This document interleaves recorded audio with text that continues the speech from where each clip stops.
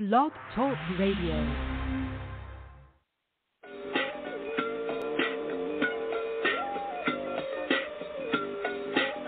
Yo, what's up, world?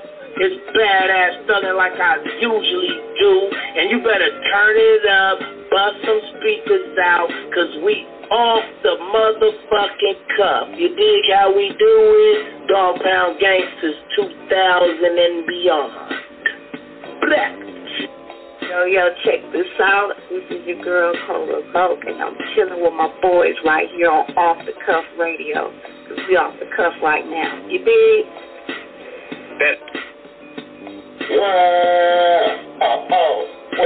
What's up?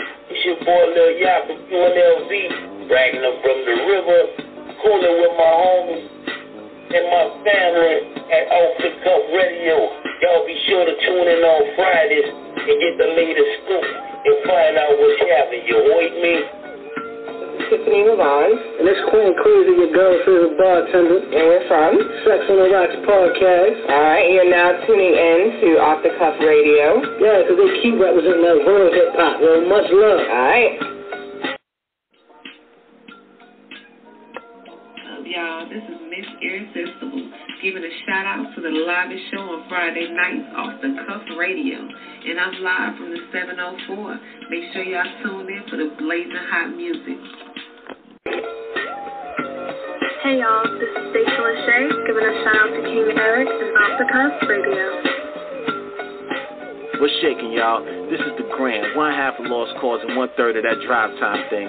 Sending my love to the homies over at Off the Cuff Radio. Tune in every Friday night for some real deal hip-hop conversation. These dudes are the connoisseurs of this thing. You already know what it is. BX Stand Up, HUD City, we're shaking. Peace. Yo, this is Dope Fresh to Dine, and y'all tuned in to the most raw, uncut show on radio, the Guillotine Team, Off the Cuff. And yo, Eric, Sandman, off to these clowns' heads.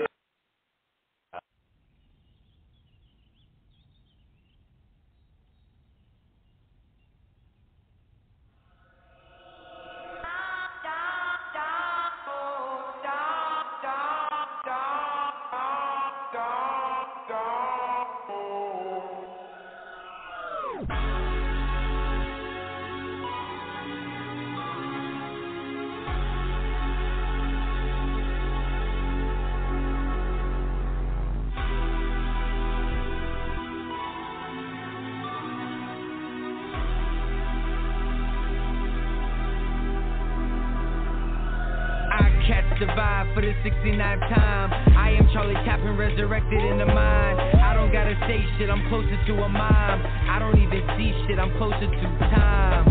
Yeah, goddamn, she was fine. Back in the day, she was mine. She had my back and the spine. Her only light was the lime. Died right, yeah, she let her limelight. She wasn't gay, but she fucked a few dykes. At the park when she first seen him fight. So turned on that she had to shower twice. Addicted to the life, the red, green, and white. Gucci flip-flops, she would always roll the dice. Plus her twin sister, now that's a paradise. Vegas for the weekends, you know they love the life. And now we going. She always hold me. And now we going. And now she feeling. She bring me up when I feel. She take me up when I feel. She bring me up when I feel. She take me up when I feel. Now she dreaming. Now we dreaming. Now she dreaming. Now we in this moment. Now we in this moment. Now we in this moment. Now we in this moment.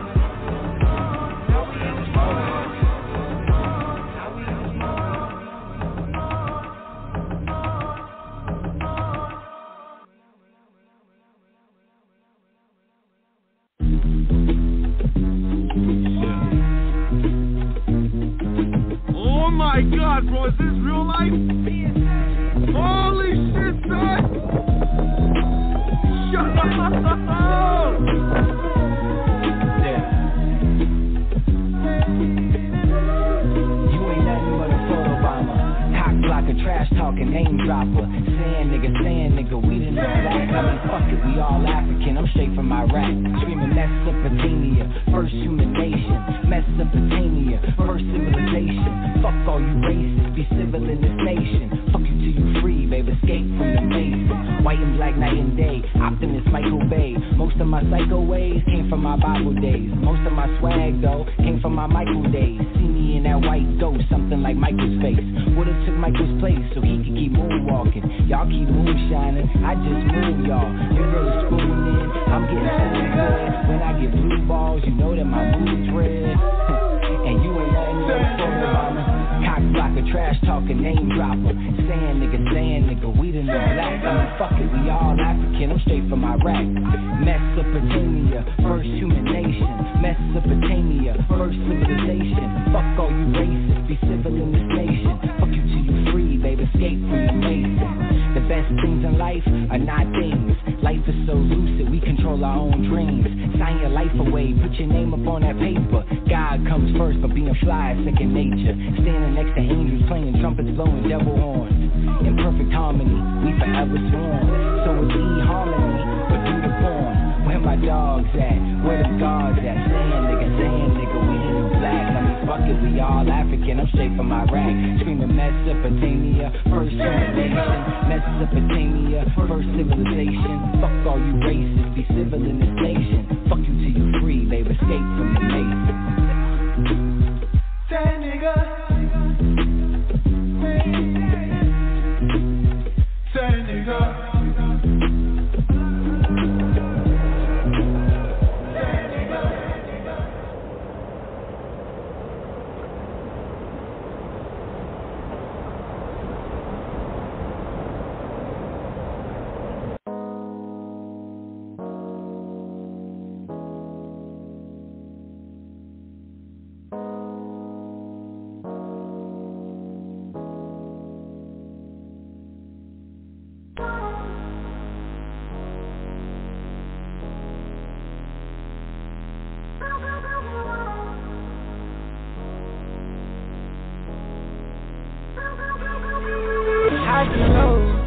I've been here before. They hate that we here. I feel it, it shows. It's a trigger for them. Well, I'ma shoot down the ego. I give and they go. That's just how it goes. Highs and the lows. I've been here before. They hate that we here. I feel it, it shows. It's a trigger for them. Well, I'ma shoot down the ego. I give and they go. That's just how it goes. I'm dying to live. Nipsey's vision was shown. This is a victory lap, and I was just watching the throne.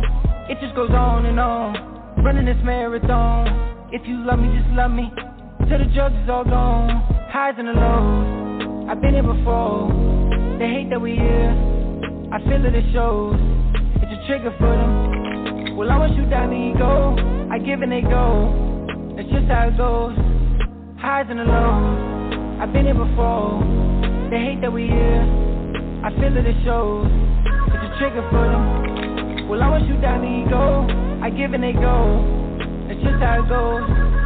Highs and lows, there will be blood. Moving the oil, pandemic flow. Chisel the stone, look at my dome. Think out the box, say that I'm chose. Feeling like Moses. Don't hit me with text, babe, just hit me with poses.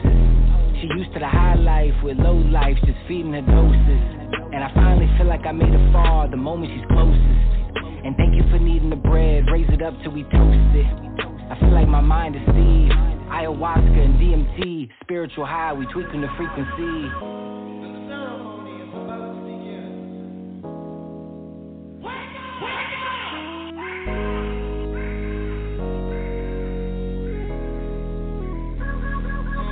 I'm dying to live, Kobe's vision was shown. This is a victory lap.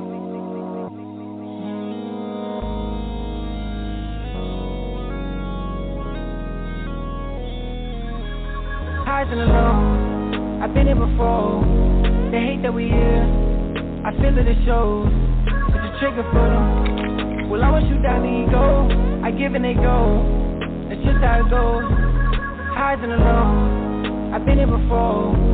They hate that we here, I feel it, it shows. It's a trigger for them. Well, I'ma shoot down the ego, I give and they go. That's just how it goes. Highs and the lows.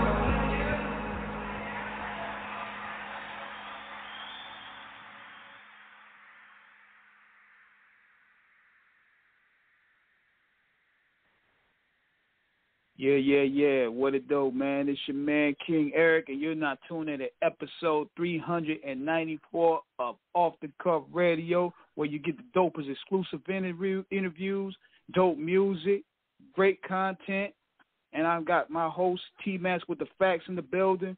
But before I bring them on, I want to send my condolences, my thoughts and prayers to the family of New Jack, Jerome Young. He passed away this afternoon. He was a good friend of ours, a very solid one. So rest in peace to him. We're going to keep pumping your memory in vain, my brother.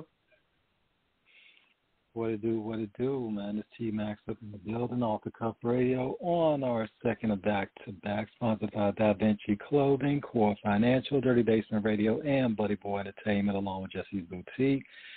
And of course, shout out to our co-host in Australia, Sandman, H. and Chilla. Ooh, boy, I was not ready for that one, King. I had no idea, man. Wow. But yeah, man, you never know. Yeah, that was a blow right there.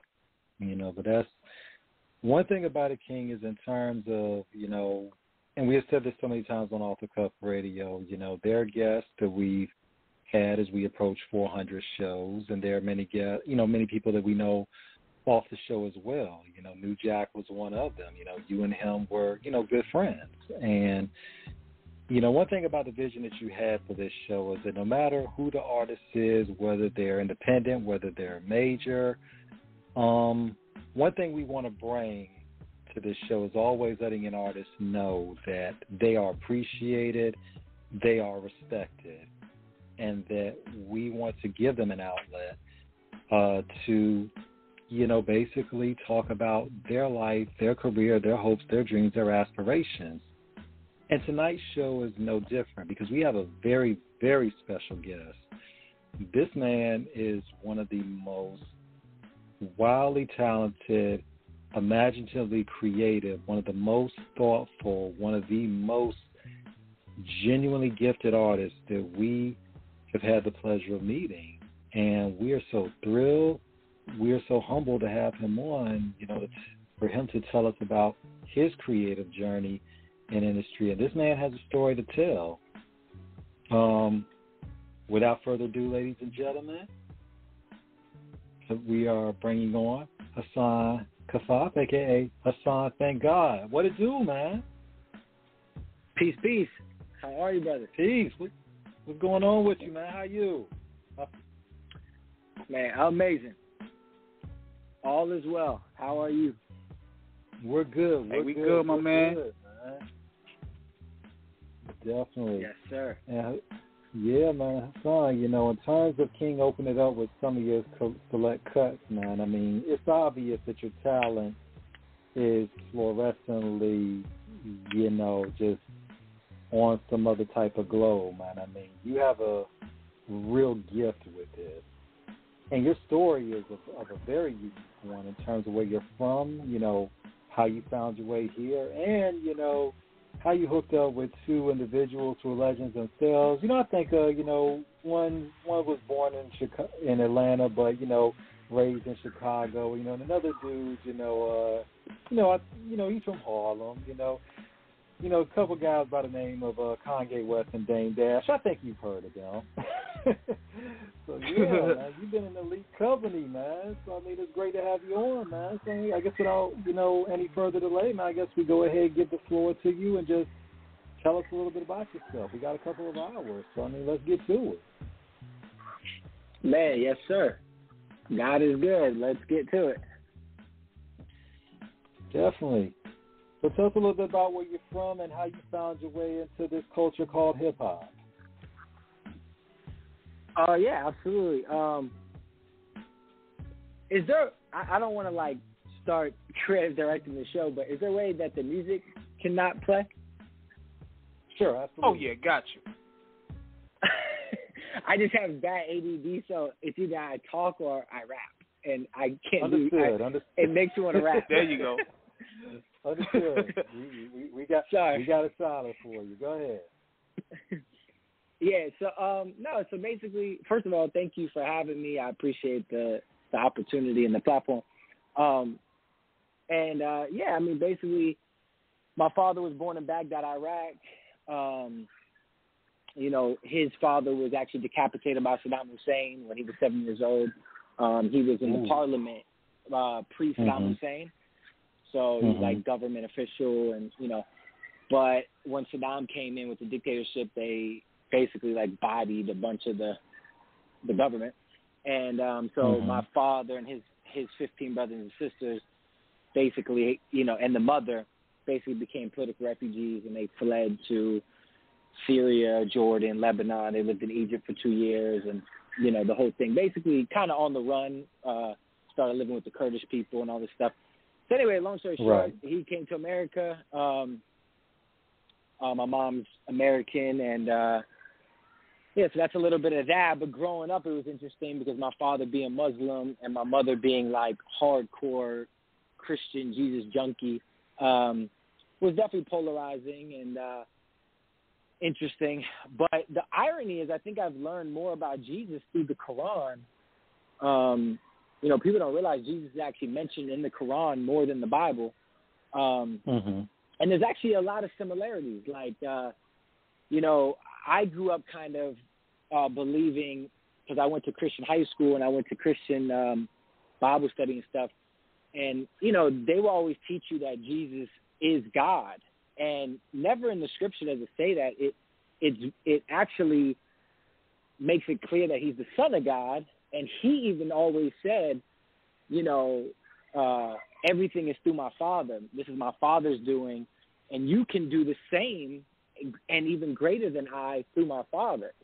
So I think that it's interesting that there's a lot of, but people want to lie to people all the time. Like right now we're living in this society of like cancel culture and like trying to demasculate the man and destroy the man. And the only way to rebuild the family is by rebuilding the man. And we have to stand up and stop being beta males. We have to become alpha males, and they hate alpha males, this society, because this society hates God. They hate family, the nuclear family, and that's why they hated President Trump, because he was an alpha male. And so they want to destroy alpha males, and we have to overcome the spirit of our mother. I realized that my mother turned me away from my father when they separated, and I took on my mother's spirit, and that gave me anger and hatred, because it's not normal for a man to be angry. It's not in a man's nature, because the man is connected to God, and anger and hatred is of Satan. So it's of the woman's nature to destroy. And so I took on my mother's spirit, and for years I kept dating my mother. I didn't realize it. I'm like, I keep dating my mom because I'm looking for mama's love. And I love my mother, but you become what you hate in a sense. So I kept looking for mama's love and mama's approval. And that's like what nowadays, like I just saw Joe Biden and Kamala Harris say, oh, if you got your vaccine, now you can go out and play. It's mama. It's just like what mama would say, oh, you did the dishes? Now you can go out and play a little bit. And that's how they're conditioning us to keep seeking love from mama. And the problem is men have to realize that women have no love, and you can't seek love from women. You have to seek love from God and then give the love to the woman, so the woman gives the love to the children. That's the order of God. If you break the order, you will suffer. So for years, I kept seeking love from women, through strippers and porn stars and everything like this, because I was making women my God. And that's what happened with Adam. Adam was the first Christ, because I'm almost done. Adam was the first Jesus, but because he was the first son of God, right? But because he couldn't protect Eve from her thoughts, the devil came into her thoughts, and she made Satan her God, and then Adam made Eve his God and betrayed God and made the woman his God, and now we all suffered because he was a beta male. And so we have to overcome that spirit. And the beautiful thing about Jesus is he was never born of Mary. He was only born through Mary. but from the Spirit of God. So that's why he's Son of Man. In the Bible, it speaks that he's Son of Man. And I never understood that, but that's because he never had the spirit of his mother. So he never had to overcome that. And even in the scripture, there's times where he talks to Mary, like, in a very direct way. He's like, yo, it's not my time. Like, chill out. Like, you know, there's a lot of scriptures where he almost, like, reprimands his mother. He still obeys her, but it's an interesting dynamic. But, yeah, so he didn't have to overcome that that we all have to. Definitely, and I feel you on a lot of levels with some of the stuff you were saying, because especially when we look a lot of times in terms of upbringings we have, it can bring in terms of how direct influences come upon us, how we begin to formulate our own thought processes. You know, as you said about the alpha males, I've always been a proponent in terms of masculinity and the man, you know, being a man. Obviously, we're all on the same page about men don't wear dresses, we don't, you know, have purses, we don't do none of this. Mm-hmm. Like Dame said, we don't do that. You know what I'm saying? So, you know, so definitely in terms of where we've seen things change in the industry, and not so much in the hip-hop industry, but just society at large. You know, where do you think all of this started happening, where we started seeing, because at one point, especially with hip-hop culture, we were not seeing this in terms of some of the fashion that is going on now, you know, and obviously there is no need to name names out there. You know, on this show we speak about a lot of things, but we don't try to put anybody on blast. You know, anybody who listens already knows, if you know. But we've seen a lot of artists over the past few years. Well, fuck it, we might as well, because everybody sees it anyway. So it's not like we're tipping over the secrets. When we see artists like, you know, Young Thug wearing dresses, you know, even for a time with you know, Young Jock when he was, you know, wearing a dress, and then had a crazy ass hairdo where he actually challenged Usher to a hair like challenge, which absolutely made no sense to me. Yeah. I've been coming through this way, but yeah, where do you think a lot of this stuff started happening, Hassan? I mean, I think that a lot of it came from, you know, all this stuff is made up. Like even that last song that y'all played of mine before we came on, The Highs and Lows, I hate that song now because, like all of that is made up. Depression, bipolar, anxiety, you know, this is all of Satan. And once you return to the Father, all of that goes away. The Bible doesn't speak about any of these things that now they try to sell us, specifically like a lot of like race hustlers like Al Sharpton, Jesse Jackson, all these people. These are race hustlers that like they really don't care at all about people. They only care about making money off the problem. So the issue is that returning to the Father and all these isms will go away, like feminism, any of these isms, none of them exist. So we have to return to the Father and because the Bible speaks about we don't wrestle with flesh and blood, but with spirits and principalities. So it's a spiritual battle, and they don't want people to know that because they don't want people to have to deal with the heart. So they deal with they put these names to it so it never ends. It's a never-ending thing when you don't deal with people's heart, because there's only good and evil. So, but that's a way for them to keep making money, because there's no money in the cure. There's money in the treatment. So, but as far as that, yeah, I just think that we have to return to the Father, and we have taken on our mother's spirit, and our mother has anger and hatred. It's not her fault. The spirit of Satan has taken over, has resided in her, and so it's not really her. She don't really know what she's doing, but because of Eve making that mistake, it's cursed all women in that sense. So we have to overcome the spirit of our mother and return to the Father. Like my mother is actually my dad's father.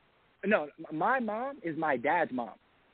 because he never overcame the spirit of his mother either. So he literally just dated his mom. And then that's my mom too. So we're actually, so it's very interesting. But in that sense that there's no alpha, there's no leader. So there's no, it turns everyone into betas, and it's a mess. And when everyone gets turned into betas, and now they're promoting it to say, oh, it's okay for men to tell their problems to a woman. Never should you tell your problems to your lady. That is an automatic, because they'll use it against you, and they have no way to help you. So men are here to help women with their problems, not vice versa. So don't ever fall for the trap, guys. Don't ever talk about your problems with your lady. It will never work. And you have to lead. Women want you to lead. They're naturally followers. They're not natural leaders. So they need strong men to follow. Now, one thing about it, Hassan, they go by me my example. Definitely, and I think as men, I do believe that a man, should set the tone in reference to, because it is ordained to the man, and from a perspective of. But I also believe in terms of the alpha mentality that we do have a lot of individuals who claim alpha because a man may be born a man. Those be the worst ones. Yeah, and they think because those be the worst ones because they cause confusion. And those are males. Just because you're a male doesn't mean you're a man. Right. And you have a lot of these individuals out here who really don't understand what the essence of leadership truly means, which, makes one an alpha. An alpha, for my definition, is a man who has a real understanding of what is going on, and the decisions that he makes is for the good of everybody around him. It's not just from avarice, it's for the advancement of the collective, not the avarice of the individual. And we have seen that a lot of times where people, because when you see, and it comes from no matter who you are, what color you are, political affiliation, we see a lot of individuals who will try to exploit people from their confusion, their frustration, their ignorance, and then try to use that, what's the word I'm looking for, disparity and that deficiency in order to lead, in terms of where we look at how people without proper instruction are led to destruction. It's like the blind leading the blind in a sense. And I always tell people. Hey, T-Max, check this out, man. And building off that, I think that's what also becomes it breeds another problem within society now. We're now in a situation where we're dealing with pander culture, because they see now you say and appeal to beta male ideology, that's going to make your pockets line up a little bit fatter. Yeah, and I'm going to go there because obviously this dude put himself and his own shit behind it with Derek Jackson and the stuff that he was saying, because one thing about it is none of us are infallible, male or female. But one thing I did not like, and especially being black, and, you're from the Middle East, in Africa, as you said in your song, Hassan, so we all identify with this as, descendants of Africa, having, from the continent. We all have a feeling about this, because he was basically trying to say that essentially any situation that a woman has is not her fault, it's the man's fault. And my thing is, no. Because men can make mistakes and women make mistakes. And when we get into relationship factors, because this is not me bashing women, because I love women, but I tell women, in terms of where especially we get into the relationship factor today of certain men that women choose, my thing is, you cannot say that there are no good, men, especially black men around, but you will curb good black men, for the thugs, for the hoods, and then when something goes wrong, inevitably and imminently, because it does, because you're dealing with individuals that, like, King and myself said before, they're not alpha. They have the allure of what alpha is in terms of moving on a sense of independence, which a lot of women like because they look at those individuals as having is what they call playing by their own rules. And I tell women this: be very, very, very careful about these guys that basically have no morals and no ethics and just do things just on a whim because they feel like. Those are not real alphas. These are just niggas that are irresponsible as fuck. And you're going to get bought into it. You're going to get bought into it eventually. But it's also, and I also tell women this: do not get caught up in the maternal aspect of trying to change a man who has already been corrupted, because change spiritually, mentally has to come from within. He has to be at one with the universe, with our Creator, and know what he has to do in terms of righteousness. Nobody can make anyone do anything. And, and what Jackson did that I didn't like, which a lot of us black men didn't like, was we were always the whipping boy, as we had been. History is always, black people, we are, throughout history, through slavery, through Jim Crow, through lynching, through so many things, we have been made to be the pariah when really we didn't really do anything except be here. When you look at slavery, we were brought over here. We didn't ask to come. But we're here now, and yet and still now y'all want to get mad, and then you got, people who don't want any type of, equality or racial advancement and say, well, y'all here, but y'all don't deserve anything. I'm like, well, no, we here, so, yeah, we're citizens of this country. You, and we built this shit, so damn right we want something from it in terms of being treated nothing more than just being a human being. But I digress. Facts.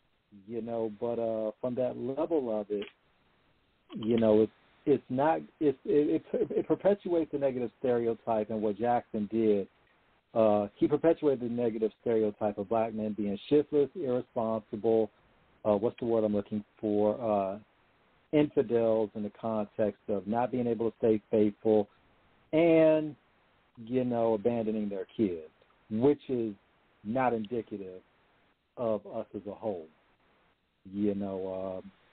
and yeah, man, and that was something that I had to speak on, because he tries to play himself off as being this alpha who speaks for those pretend alphas are the worst. Yeah, and they get exposed the most. What was your feeling on that situation, Hassan, from when you found out about him and his, like King said, the pandering that Derek was doing, and then how he ultimately got exposed? Wait, who talking about? Jesse Jackson? No. No, it ain't only. Yeah, see, it ain't only Derek Jackson. It's also within the radio culture itself, because they see that's a big market right there. You just tell the women what they want to hear, but not what they need. Oh, I don't even know who that is. I don't even know who that is. No, we're just talking about radio in general. Like, how society is. Oh, right. It's not really. Yeah, it ain't only just Derek Jackson, but he's like a vessel of that. Right. Oh, right. Yeah. I don't even know who that is. I was talking about Jesse Jackson. But anyway, I think that it helps the narrative of keeping the nuclear family destroyed, and that's why I think that they want to promote, homosexuality and, LGBT and all these things, because it helps the narrative of, hating God, hating the nuclear family, and, these different things. So, yeah, I mean, I think what we have to do, because men, I will say men for the past 30, 40 years specifically have really done a bad job. And, we've been slut makers, and we got to stop having sex out of wedlock, and we got to stop being slut makers, because the girls are sluts, but we are creating that. So whoever it is that is, quote unquote, the alpha, giving off the alpha vibe, like you were saying, et cetera, whatever, them having sex out of wedlock is creating the women to be this way, because it's actually encouraging their nature, which is controlling the man, because they are sex dealers and they're controlling men with the sex. So, and I want to say, up until about 4 months ago, I was the biggest beta on the planet Earth.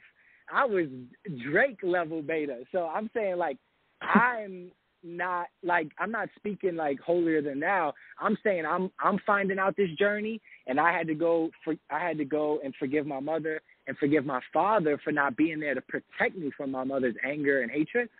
So it all starts with forgiveness. And like you said, it's not about the Bible thumpers or about having these mentors. The Bible speaks that everything, the kingdom of heaven is within.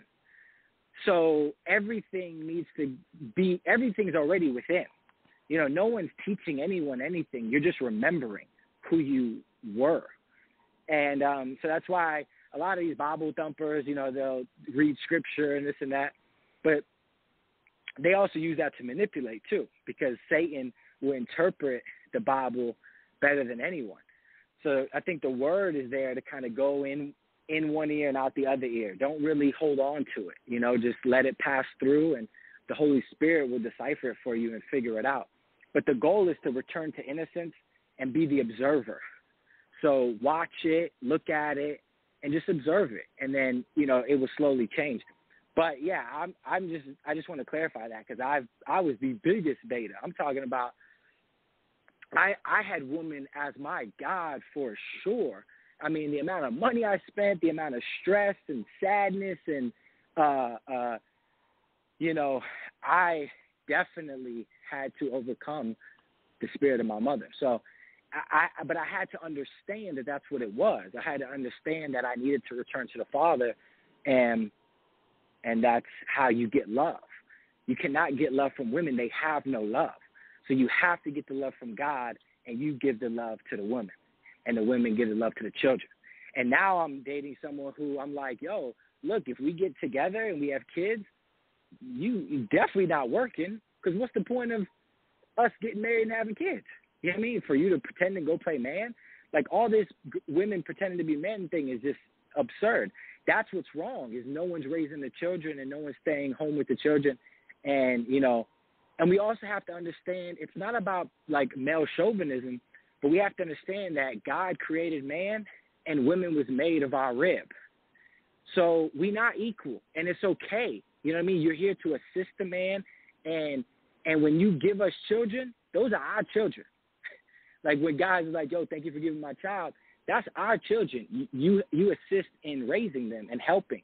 But so we just have to get back to the order. And once we get back to the order, women will actually be really happy, because they want to be that. They want to get back to that. But so many men have been slut makers and not leading properly. Because when we have sex out of wedlock, we're leading improperly. So we're feeding their natural state of Satan. That's their natural state because of what Eve did. So they're fallen, and we have to lead properly. And they will follow if we lead properly. So it is all our fault, actually. It is men's fault, and we have to do better. And it's unique. You have a unique perspective on it, Hassan, because I wanted to get back in touch with you on certain levels. Because there were certain things as you said it came to my mind. I want to say a lot of this before I end up losing my train of thought. When you talk about the quote unquote the LGBT movement, the feminism movement, what a lot of people would call in hip hop and in world culture today, the gay agenda. What was your view on the situation with Lil Nas X when he dropped the "Call Me by Your Name" video? As an artist, what did you feel from what he was, trying to convey with the visuals of the video that he did? I haven't seen it, but I love him. Mm-hmm. And what did you find? So, from when he first came on the scene and everything, and obviously he is spoken about being openly gay. What do you find about his music that is very engaging and makes you such a fan of his? No, I've never heard any of his music other than the Old Town Road, but I'm just saying I love him. Gotcha. Understood. Now, and of course, what you were speaking about in terms of how, with the relationships today in terms of dynamics about how a lot of men, because a lot of it, we got to get the brass tacks. We got to keep it all the way 100 with it. A lot of things men do, we do in the pursuit of women in terms of a lot of things, in terms of whether the car we drive, clothes we wear, what have you, because we do want to bring about a certain level of attraction. In terms of the premarital sex, I can only speak for myself on it. I won't speak for King. King can speak for himself on his experiences. I've learned it at times in terms of dealing with women, and when I have gone there on that capacity. While I have done it, I have always been very careful in context of how I've dealt with certain women in that area, because there are situations once, you do open up that Pandora's box in terms of, in terms of when you engage in certain,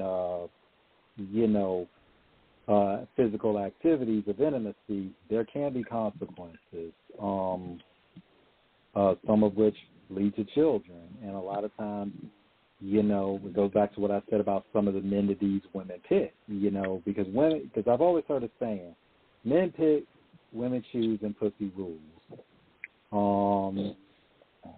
And that's something that is wild because, once again, it goes back to what I said. A lot of women will lay down with certain men, but I'm like, you can see that this guy may not be any good. Just like I'll tell certain dudes, like when you lay down with a woman, her reputation in terms of, how she, don't really keep dudes around. Like it's just kind of a fun thing for her. Just like I'll tell women, if you see this dude got like 8 baby mamas and like 10 kids, something's probably wrong with it. You need to be careful people fall where you're going. Within the flesh. Yeah, people fall victim to the flesh. Yeah, definitely. In terms of getting to that spiritual enlightenment, that sanctified place, how do we pretty much begin to really reconcile the communication and the compassion, the community, the nuclear kinship of man and woman in terms of bringing about, a more fruitful and prosperous family structure? Well, the women have to.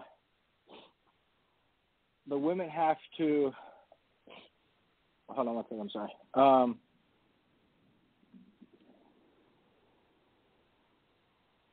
sorry. Okay, so basically what has to happen is the women have to overcome their mother's spirit, and they have to return to the father. And that's why it's really important that whoever you're going to marry, you should get her right from her father. If you can get her straight from her father to you and then to marriage, that's the best, because any time in between her leaving her father and then finding you, that's when Satan can really take over. And so you really want to get a woman straight from the father, because then her connection to God never skips a beat, because she gets her love from the father, so and from the man. So it's very important that time period in between is not a lot.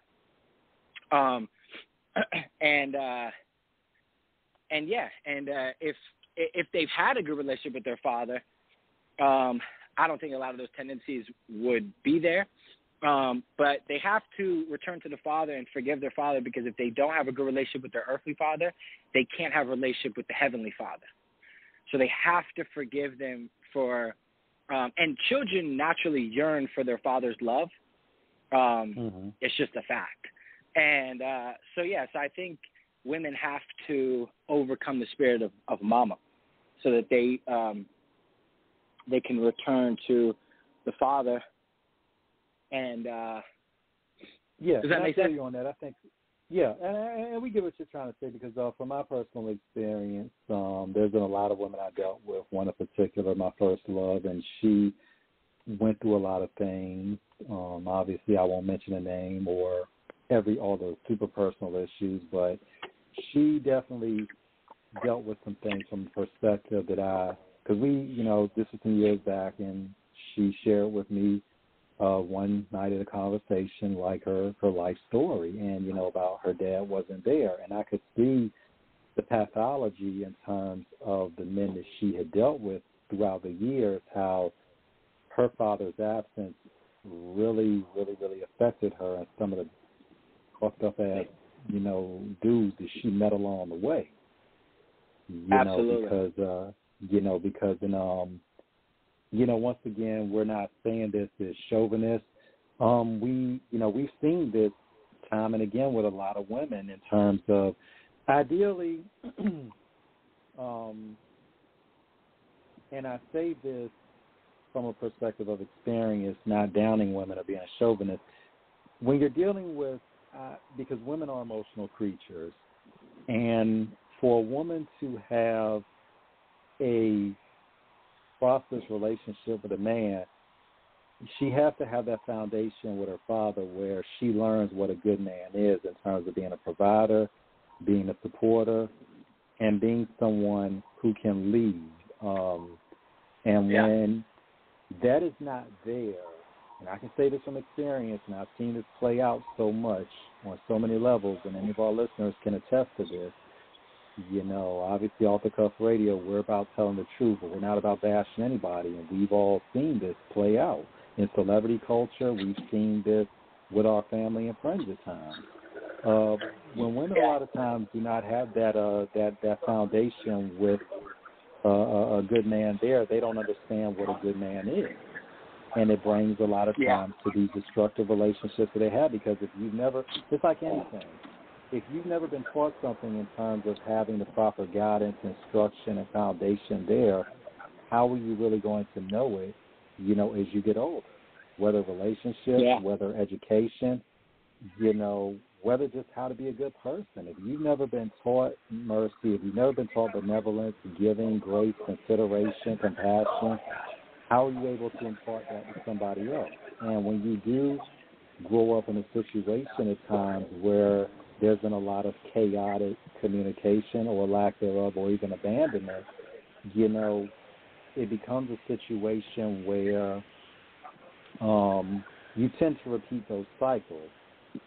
Just like when we look in the hood with a lot of these, young boys that grow up into, who don't have their dad, and they never learn what a man is supposed to be in terms of it. And then, their thing is, they can bang out any woman, have a baby, and leave because their daddy wasn't there for them. So they're like, I can do the same thing, and it doesn't make it right on any level.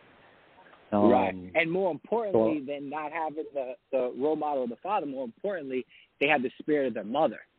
So that's where the anger and hatred comes from. I'm speaking from because that's what happened to me. My mother turned me away from my father when they separated, and more importantly than not having that example at times during those adolescent years, it was more that I took on my mother's spirit of anger and hatred. And the funny thing in art, they try to make it like it helps you to be like, you can almost get away with like having, these beta mannerisms in being an artist. It's kind of like a get out of jail free card of like not having to deal with responsibility. It's like, oh, I'm an artist. But the truth of the matter is I had a lot of anger and hatred, and that's because I had my mother's spirit. So, so even more important than not having the role model, it's that they've actually embodied the spirit of Satan. So I guess this is where, from a situation with the conversation we've had so far, Hassan, I guess when we look at a situation, because before I get into the next question of how you found your way into, rapping and what was your first exposure to hip hop, how important is it for a child, even if there is a separation of parents, that there is still a respect? Because we've heard this before, like no matter what fucked up ass shit the parents go through, never talk bad about your parent to your child. Never talk bad about the parents, should never talk bad about the other parent to the child in terms of contaminating that child's psyche, in the hood. And that never happens. Yeah, I mean, look, we got to call it like it is, man, because how many times do we, hear situations where your mama can't wait. Yeah, mama can't wait to do that. Yeah, she's like, man, your daddy. I'm a grown man. And my mom still says it's about my dad. Yeah, how many times, like, you be hearing in the hood, how it go, man, your daddy ain't nothing, he just shiftless, ain't it? I mean, and I'm like, and I be telling, and I tell the women, because I taught in public school for 12 years, so I saw a lot of this in terms of how this affects children, especially a lot of them that didn't have their dads. And my thing is, you never hear, you get an idea of it. Obviously, you don't live in the same house with these kids, so you never really know everything, but you get an idea. But this is where a lot of times, too, and I have said this publicly, with friends, and, one thing I've always said, that especially if it does come to a point of with a single mother, I've always said this: do not make that child, do not say in terms of if there's a boy in the house that he's the man of the house. I'm like, that dude does not pay no taxes, he ain't got no job. Let that boy be a boy. Let him grow up and have a childhood. Do not put this responsibility of being a man on him, and he does not have that male figure to follow, and you're basically just leading him out there to find his way, which comes into a situation, because I had to deal with this with some of my students. When you're trying to tell them that they're wrong, the problem is that in the house, nobody's really checking them in terms of the order, in terms of there's man, and then he's like, I am father, you son, you do what I say. And then you got the boys ready to buck on grown men. I mean, and because they think that they're grown, and it's like, and the problem is they get into a situation where they begin to think that they're the authority because of a premature displacement. Exactly, man, bro. I love what you're saying right now, because I'm going through it right now, and you're absolutely right, because Mama made you her boyfriend. So, like, my mom, I didn't even realize, as a grown man, I don't even think she realized it, but she has made me her boyfriend. And that's what happens. You're right. At a young age, these mothers are now making the child the husband. You're right. So at a young age, they start to think they have authority, and they're ready to buck up and fight grown men. I did all of this. And it's incredible that you just said it that way, because I didn't think of it exactly in that way, but it's really fascinating. Well, very fascinating. And I'll take it a bit further, but obviously not trying to really step on anyone's toes. But this is just reality, because the situations of this. This is once again why I tell women, if there is a good man that comes your way, you need to swap. And he shows real interest, not like he's just trying to bust you out doggy style and then bounce. If he really shows that he's a good man, fuck all that superficial shit of, how much money he got, or, and I get it. There's preference. Because I have preferences. There are certain women that I'm just going to be like, oh shit, when I see them, and it's like, yeah, she's. But one thing about it is my preferences are not shallow, and they're still rooted in realisticness. And a lot of times with a lot of women, their thing is, well, he's good, but maybe I can get better. And I'm like, listen, I may not necessarily, I use this analogy, I may not necessarily get the pair of Jordans I want, but I got a pair of Jordans that are Jordans, and they're just as good, and they're dope regardless. So if I got something good, I can be satisfied with something that's good that I like, and that I know, works for me.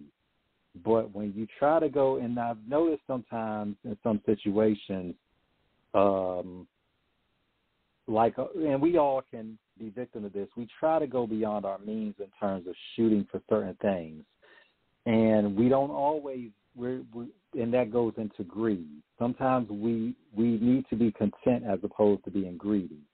And when you look at it a lot of times with a lot of women in terms of how they dress their sons, because their thing is they're looking at it, well, he's going to attract all the girls. And I'm like, in a sense, that is an extension of it. They want their son to be the man that attracts the women.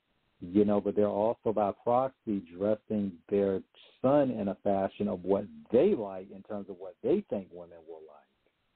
And it's wild, man, to think about, because it's like, are you really making sure first and foremost that he has the core values of what it is to be a good man in terms of it? Because it is tough to be a single parent, to be a single mother, and I've seen it out there. But it's like, it's not impossible, but you do, number one, if you can, have mentorship, have good men around him who, if he has a male teacher at school, and, even if he's fucking up in school, don't be running up in the school trying to fight every fucking body because you mad that your child got disciplined for some shit he did. That was his fault, and the school had to deal with it because of that. Loving your child does not mean you co-sign all of their nonsense. There's a difference between a child being persecuted and then a situation where if there is a problem in terms of, what is going on with their behavior, whether it's an extension of home or whether there are some problems at school. I'm a solutions-oriented person. I believe that if we come together, we can find a fix for it. But if it turns into a blame game, nobody wins and the problem still exists. And I think this is where a lot of times we really have to have an open and honest discussion about how these things, start at such a young age. Because parents, whether single or both, are child's first teachers. And it is absolutely of the utmost imperative that children have a good example to follow, because at the end, society's not going to raise your child. They're not supposed to. That is your responsibility. You are responsible for what influence, for the direct influence. As your child becomes of age, you want to set a template that when you've got a foundation set, your child can follow something positive and be like, well, I had a good understanding of what was coming because I was taught well, and that enabled me to function as an adult. Because what you were speaking on, Hassan, about beta males, we're seeing a situation now where a lot of men, are growing up and they really, really, really don't understand the dynamics of what it is in terms of really just understanding, it's becoming embedded in chivalry. Yeah, just even how to be polite to a woman, just how to treat a woman, how to go on a job and not, I remember one job I had years ago, and this was this young dude up here, and I swear him and the manager were into it every damn week because, he just was, the dude would just have a bitch fit every time something happened. The manager would tell him something, and it wasn't the manager picking on him, it's just the dude, psychologically, he was just way out there. He was just off in terms of, having emotional outbursts, getting mad, and if he ain't like something, I'm like, dude, you do work a job, and, yeah, there are responsibilities that you have. And even if you don't like something, there's a way to respectfully address it instead of having a temper tantrum. Yeah, any man who has anger, Satan is their daddy, and they have the spirit of their mom. So they have to overcome the spirit, because anger is not of God, which is of the man. So any man who has anger, they're a beta male. And again, I'm not saying this holier than thou. I'm talking about 4 months ago, I was as beta as they come. So I'm not saying that, I think that people just have to have the awakening on their own, because the scripture also says, like I said, the kingdom of heaven is within. So everything is already within you. You just have to remember who you are before you were traumatized. And we were all traumatized so we have to overcome that and remember who we were and return to the Father. And that's how we will be able to walk in the light and do good. Because the problem is right now, it seems that the liberal radical left, like the lesbians and all these people who want to put a red China, communist, Nazi Germany onto America because they hate the country for some reason, those people seem like they have a loud voice, but it's just that they have the megaphone. So I don't think it's as many people as it feels like, but they have the megaphone. And also the good Christians in America are going to church on Sunday, but then Monday through Saturday, what are you doing? There's only so much time you can spend in IHOP after church on Sunday. After that, you got to get to work. So we have to do the work, and we have to come together and start doing things. It's not just about going to church on Sunday or going to IHOP for Bible study. We have to get out in these streets and mobilize because Satan is doing that. Definitely. And from where you grew up in terms of, being able to, and, what you had endured, how did you find hip-hop as because we definitely want to get into the musical background of how you really developed, getting in. How did you define, what was your defining moment in terms of, where you started finding hip-hop as an outlet for you to really articulate your feelings and express yourself? What was your first exposure to it? Well, it's funny because people always say, like, rap is black or rap is this or whatever. But for me, rap was green because the first time I ever saw rap was in the Ninja Turtles movie. So when I saw the Ninja Turtles and they was doing karate and eating pizza and rapping, and they had their father, which was Master Splinter, who was like this Yoda, like, keeping them in line and like telling them about, like, Raphael. I always felt like Raphael because he had anger. And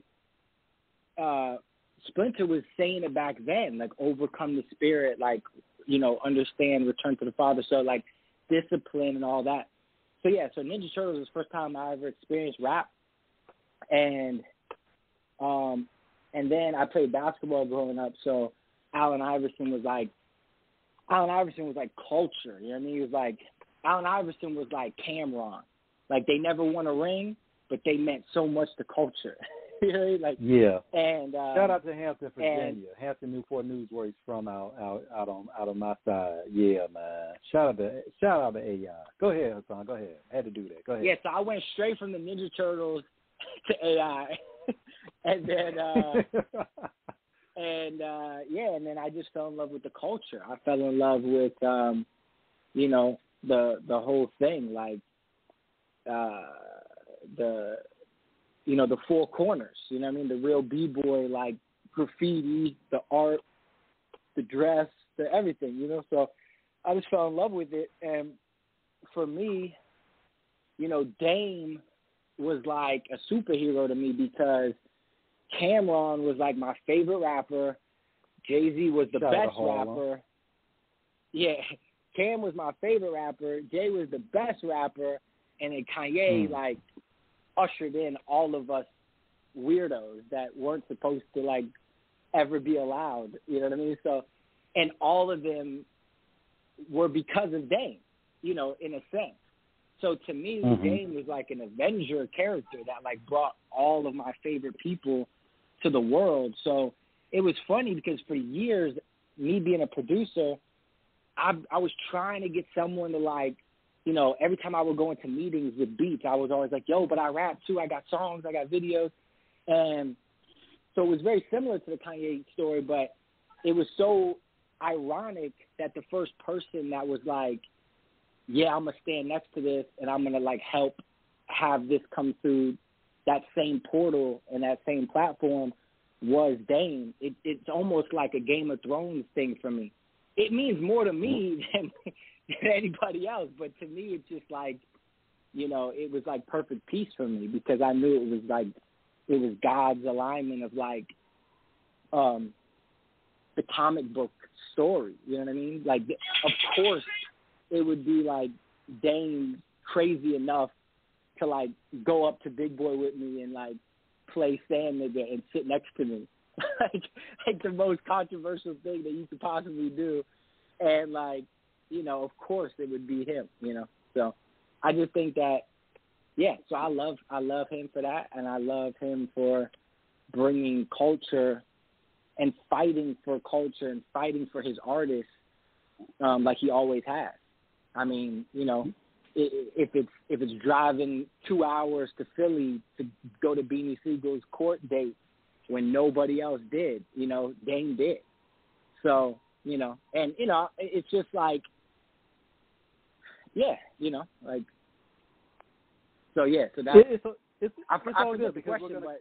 but No, it's okay. Hassan, it's all right because we're going to bring it back. We're going to bring it back around because we're going to take it back to sports for a minute because King and myself, we're big, and especially with Iverson, being from my hometown of Virginia, I stay on the what we call the south side, and he stays on the peninsula, the HPT, that's going across the bridge, whether you take the, Hampton Roads Bridge Tunnel or the Chesapeake Bay Bridge, so he Iverson, and for those that know who listen to our show, if you know about Iverson's history, or you know about the trials and tribulations he went through with the bowling alley, and how he spent a few months in prison, before he was granted clemency by Governor Douglas Wilder, and how he ended up at Georgetown. But one thing about Iverson is that dude was of a legendary status of a baller. I mean, he was a terror at Bethel High School in terms of what he did on the football and basketball court. And of course, going to Georgetown, doing what he did, he was just a monster there. I mean, we're still talking about that. I believe it was 1996, the Big East tournament game where they went against UConn, Georgetown versus UConn. Him and Ray Allen going head to head. Amazing. Yeah, it was. And, of course, Iverson going, number one in the draft, 96, to the Philadelphia 76ers and just really igniting that city. But, it was his second season where we started seeing, the cornrows, I said it back. It was around his third season we saw the second season. Well, actually, what was it, King, maybe later that first season? When we saw the cornrows and then we saw the tattoos around the third season, give or take, second season, we started seeing that. Yeah, I think by 97, I think by that second season he started filling in the tats, and I think yeah. But in terms of it, and rest in peace to John Thompson, Big John. I mean, he is loved by all of us in hip hop culture, sports culture, everybody, and shout out to his son John Thompson III. But Big John, took a chance on AI when nobody did, and but one thing about it is, when he talked about it, Allen, he was like Iverson was. He was a young guy who was just about. He was fearless himself. Too. Yeah, he was fearless, and one thing about it, King and Hassan, when we think about it back in the day. And shout out to Gary Moore, his personal manager, because did you see the documentary came out in 2014, the Iverson documentary on Showtime, Hassan? Did you see that? I did, absolutely. And you remember what Gary Moore had told Iverson, like, you're going to be, like Dr. King in terms of you're going to have an impact on the world in terms of culture. You're going to be a leader. And what Iverson did in terms of bringing, because there's always an intrinsic link between hip-hop culture and sports, because so many of these, athletes, whether football, basketball, baseball, even hockey, to a degree, they all a lot of them came from, if they were black, they came from obviously, being born black and having to, deal with being black in America or Canada or the world in general, and some came from the hood, so they understood what it was in terms of how hip-hop influenced them, because hip-hop influenced the hood, and that is how hip-hop, the hood, rather, by proxy, influenced hip-hop culture, and that's how hip-hop came about. So you're seeing Iverson really begin to explore and express his love affair with it, how it influenced him. Then we start seeing, the tats. We start seeing the jewelry. We start seeing the cornrows. Nothing of which is wrong. It was just him, and he brought a style that really up until then we had never seen in pro sports ever. Nobody was rocking cornrows like that before him that I can recall. Me either. I think I say that back. I think Sam Perkins back in the day. Sam Perkins did. I want to say Mark Bryant, who used to play for the Trailblazers. Sam Perkins, of course, who played for the Pacers at one point, also the Supersonics, but Iverson was but in terms of the big jewels, like nobody was rocking big chains like that, and everything. And Iverson really, he made it, he was like, listen, I'm from the hood. I don't shy away from the hood. I'm proud of who I am, and y'all just going to have to deal with it. And that door he opened up really, really, really was a paradigm shift. As an artist and as a producer, Hassan, what do you find in terms of being that? How important is it to you to have that outlet to express yourself? And tell us about in terms of how that is comparable to Iverson, and tell us the meeting or your first meeting with Dane, how this would all lay the foundation for what will come later on.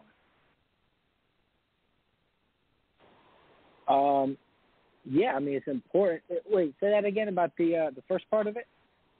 About how your career trajectory mirrored Iverson in terms of having that outlet to be yourself and to, really express who you were and not let anybody control you in terms of how you had to be. Oh, yeah, absolutely. Well, I think, they make a joke and they say, like, geniuses are kids with good parents.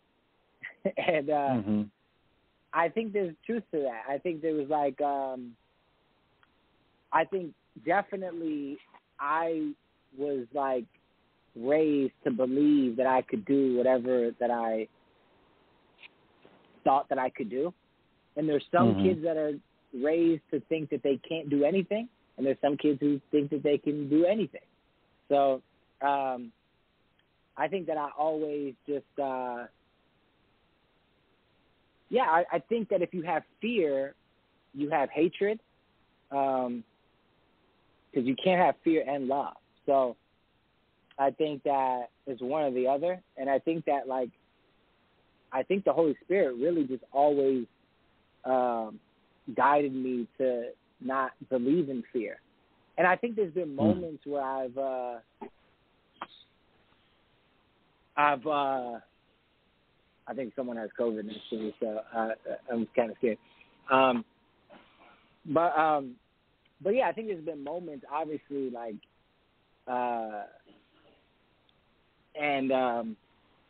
there's been moments where, we question, like, there's even, like, where Noah doesn't know what he's doing. He's like, should I even be building this thing? Like, am I leading everyone to their death? Like, so there's always been, like, these people who have these, like, these thoughts, but you have to doubt every thought.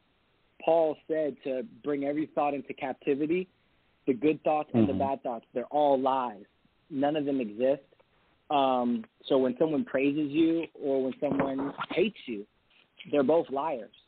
And to stay in the present and stay in the now, because the devil likes to pull you into the past and into the future, because that's where he lives. He lives in the past and in the future.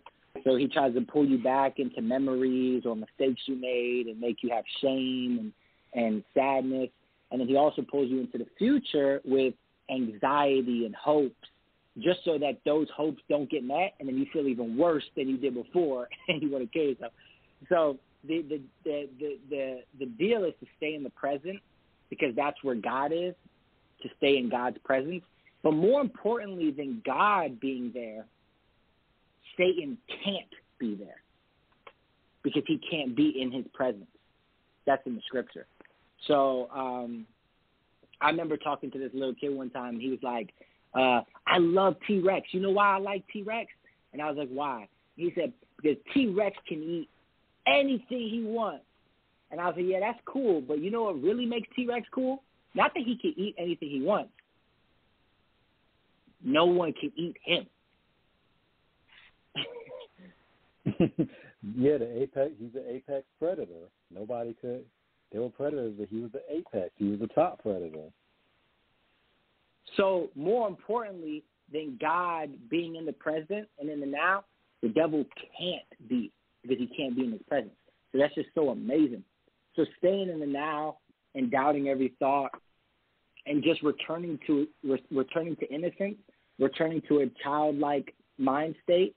Because when you look at babies, they just observe. They look at everything around. They're observing. So the goal is to return to the observer and return to the Father and return to innocence and just observe it and let it all pass, the good and the bad. Because through it all, what I realized, even through Sand Nigga, like, there was times where, like, people that I looked up to, like heroes of mine, they were like, yo, I can't fuck with you no more. I can't stand next to you no more if you're doing this. Like, heroes of mine. You understand? And I take this, like, again, I look at this like Game of Thrones, like, this is, to me, like, I hail these people, right? So for me to have someone say that to me, that hurt, right? That hurt. But I was like, okay, cool, I got to just keep going through it.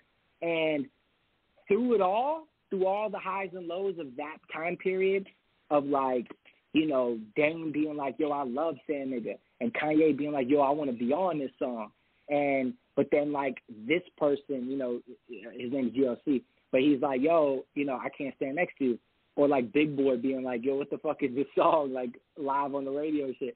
Like, all these highs and lows, what I realized through it all was by not complaining, I became a man.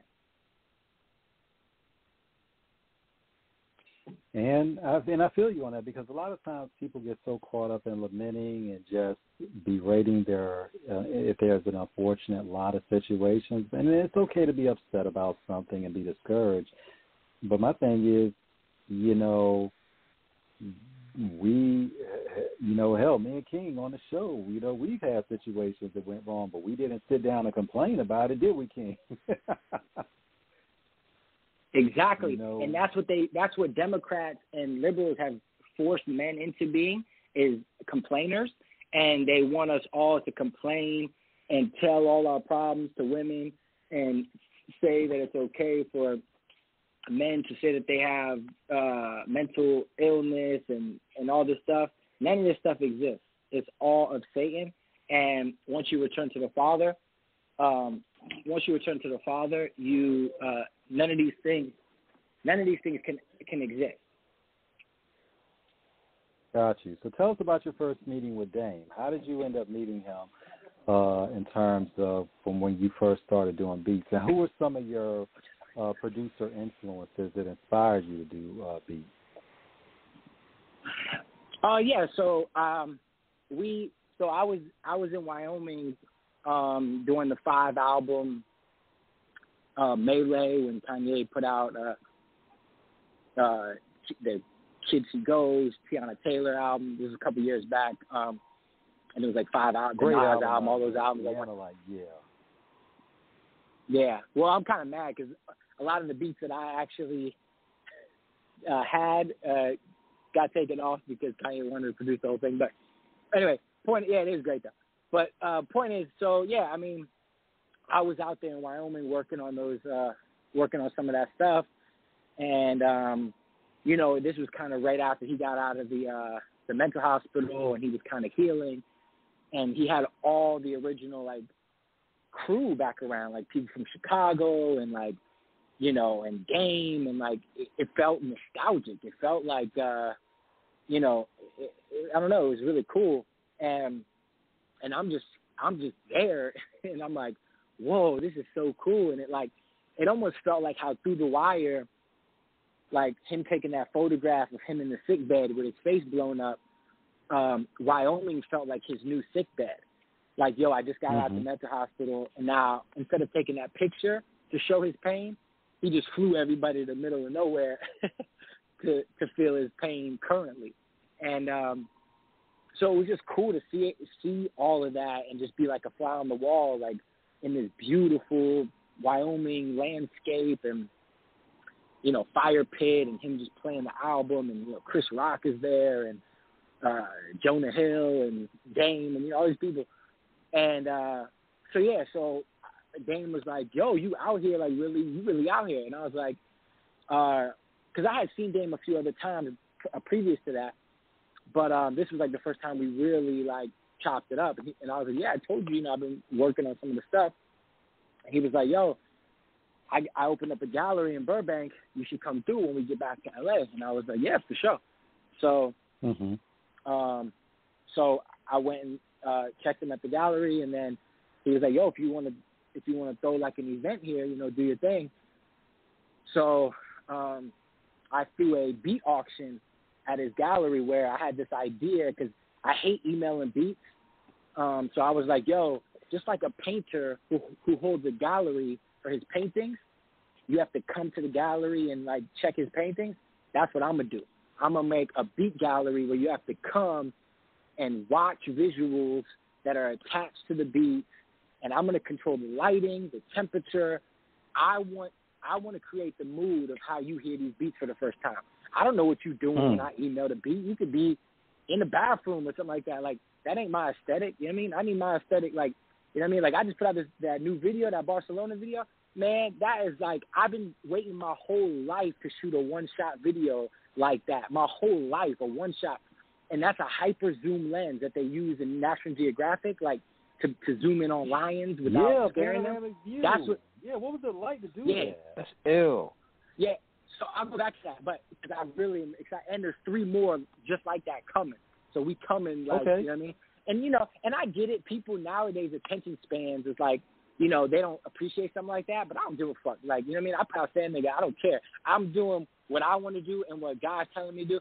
And I'm a fan of Stanley Kubrick and Fellini and Quentin Tarantino. So I'm really trying to, like, you know what I mean, with these visuals, like, that looks like it should be in a museum, that music video. Like, that is, like, highest level, But anyway, so I did a beat auction where I put QR codes on the wall, and you had to scan your phone on the QR code in real time while the beat was playing, and whoever placed the highest bid got sent the stems directly to their phone, no email.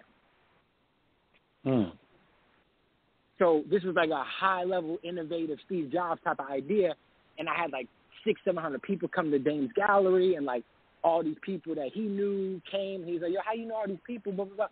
And he just was, I think he really was kind of impressed by the event I did, and it was all based around selling beats with visuals and QR codes and stuff like that. So after that, he was like, "Yo, you should do this again." And I was like, "Nah, I don't want to do this again. I want to put out my album." And he was like, "Wait a minute, you rap?" I was like, "Yeah, I rap." And he was like, "So play your album." And then I played my album, and then he was like, "Wait a minute, does Kanye know about this?" And I was like, I don't really be pushing my agenda because that's the first way to get kicked out is, like, be pushing your agenda. So I'm just there. When I'm in Wyoming, wherever, I'm just there to, like, how can I be of service? You know what I mean? But Dame was like, "Nah, fuck that. This is dope." Like, and he called Kanye right then and there and was like, "Yo, you need to come through and listen to Hassan's album." And he came, and we filmed it all. That's dope, man. I mean, one thing about it, to have that level of creativity, because when you mention, of course, Tarantino and Kubrick, I'm familiar with, what was the third director that you mentioned, Hassan? Fellini. So he did a lot of black and white films, like, I believe, like, in the 30s and stuff like that. But kind of like Hitchcock, too. Hitchcock is also, like, obviously one of the, probably the best, actually. But yeah, masters of, Hitchcock is one of the masters of suspense, and horror. The Alfred Hitchcock Theater, of course. When you look at Stanley Kubrick, one of my favorite movies that he did, Full Metal Jacket, of course, The Clockwork Orange, Eyes Wide Shut, of course, with Quentin Tarantino. I mean, Pulp Fiction, Jackie Brown, Kill Bill. Django Unchained. These are cinematic geniuses, and so Glorious Bastards. Yeah, and Glorious Bastards. So this is something that obviously, from your cinematic scope, Hassan, you obviously went to the masters for inspiration with it, and especially that translated into your determination and your drive in your production. Now, Dame, there's been a lot to say about Dame because Dame has said a lot throughout the years, and he's been very opinionated. And there's a lot of feelings people have about Dame. What would you want people to have understood about Dame in terms of clarification to dispel some of the misgivings? And then I'm going to ask you about the same about Kanye. What would you want people to understand about Dame? Oh yeah, sorry, I know I didn't answer the question about beat making, so I'll just say that like it's okay. It's okay. It's okay. We'll get back. Yeah. But I'll just real quick touch on it real quick. Please. I think I did kind of answer it accidentally, but like I think obviously Jay Dilla and I come from that. You know what I mean? I'm boom bap. You know what I mean? At my core, like right. I still use an MPC 2000 XL and an ASR 10, and like I sample and like I'm boom bap to the so like Dilla and MF Doom and like that's like the you said cloth Doom. that I'm You're cut all from. right with me. Yeah. Well, that's what's so crazy What are the is that goats? Standing is a Doom sample. We flipped a Doom record and it's super boom bap. Like there's really nothing more culture than saying, we all African. I'm straight from Iraq. Like over a Doom boom bap beat. Like, but anyway, so I'm from the Dilla cloth, but I think that I'm way more of like a Stanley Kubrick than I am a Dilla, because what I learned about like design, like with Steve, is like spacing, right? So spacing is the key to design, and it's like right. The more you understand proportion and spacing, that's why I made women my God for so long, because they helped me understand proportion. and that was my understanding of design for so long, was like, okay, the more spacing you have, even in basketball, right? Phil Jackson understood spacing with the triangle offense, right? Like, yeah, it's all about spacing. Life is about proportion and spacing. So Steve understood that. Steve wasn't a computer nerd. Steve was a designer. You know what I mean? And Stanley Kubrick, the same thing. Stanley understood design and stuff like that. So it really is all production. It's just about understanding you must delete whatever you don't love. If you don't absolutely love it, delete it. Don't be married to all these ideas. Because sometimes when people hear a sample, like when producers hear a sample, they want to add all this stuff on top of it to make it their own, because that's ego. They really should just deliver it to the people the same way that they heard it, that made them feel the way they felt to even want to sample in the first place. Just deliver it to the people that made you feel the way it made you feel, instead of adding all these things just to be ego and be like, yo, this is my flip on it. And like people be adding too much. You know what I mean? So you got hi-hats, shakers, and congos. Like, the fuck? You know what I mean? Like, so it's just like, relax. You know what I mean? It's like, so I think spacing and proportion, and I learned that through Dilla, but then even more through, like, Stanley and stuff. So they're really the same to me. They're all the same thing. You know what I mean? Or like Charlie Chaplin. He's the greatest of all time, and he never said a word. You know what I mean? Like, it was silent film. Later on. Yeah, until like The Great Dictator and stuff, which I love and stuff like that. But like all these silent films, he ain't say nothing. So like sometimes words, this is gonna be a soundbite, so get ready. Sometimes words get in the way of what you're trying to say.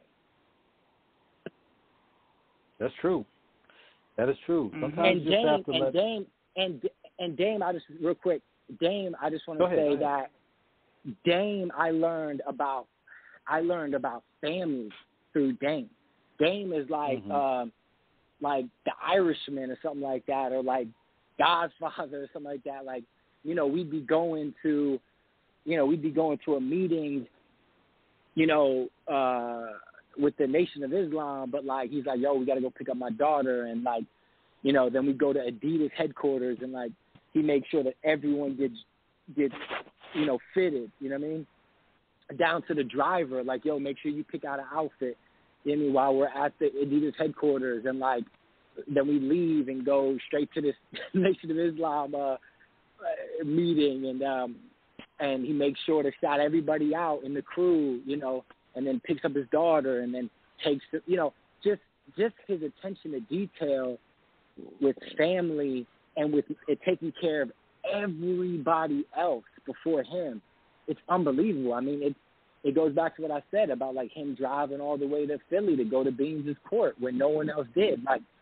Like that, now I've seen it in real life. I always saw it from afar, but now I've seen it in real life. Definitely. And one thing about it, because, of course, we had talked previously before you would come on, and, me and you had this conversation, Hassan, like, about a situation where, of course, what was going on when Old Dirty got out of prison, and, he was trying, and Dame brought him on, and, he had that talk with RZA, was on the joint back in the day, and Dame said straight up, I'm only paying Dirty. He's like, because RZA wanted his cut, but he's like, I'm only paying Dirty. Like Dame had that straight out. Like, look, Dirty's the guy signed. Dirty is the one that I'm paying. That's what it is. I actually have that single too. Pop Shots, I believe. Oh, no, the Neptunes that did that one, but this is a joint that was a joint Old Dirty released after he got out. Pop Shots. But Dame has always been a guy.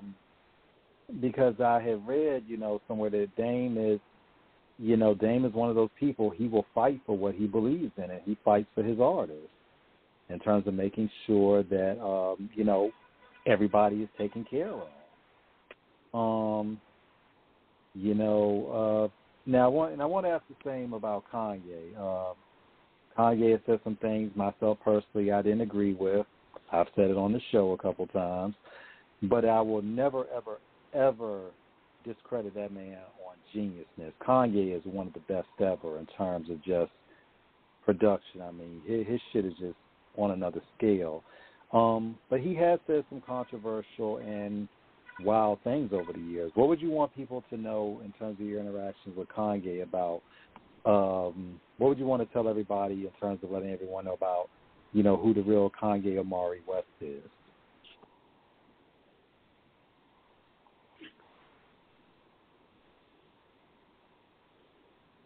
A son of God, man. A son of God who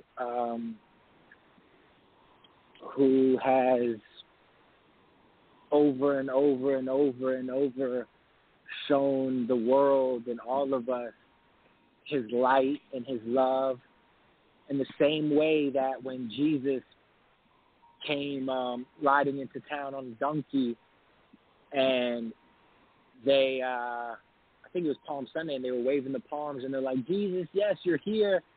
You're here to, overthrow the government, and you're here to throw fire and brimstone, and you're here to rescue us. And the shortest verse in the Bible, when, Jesus wept. He started crying because he looked around and he said, man, y'all don't get it. Y'all don't get it. Y'all really don't get it. Y'all, when have I ever thrown fire and brimstone?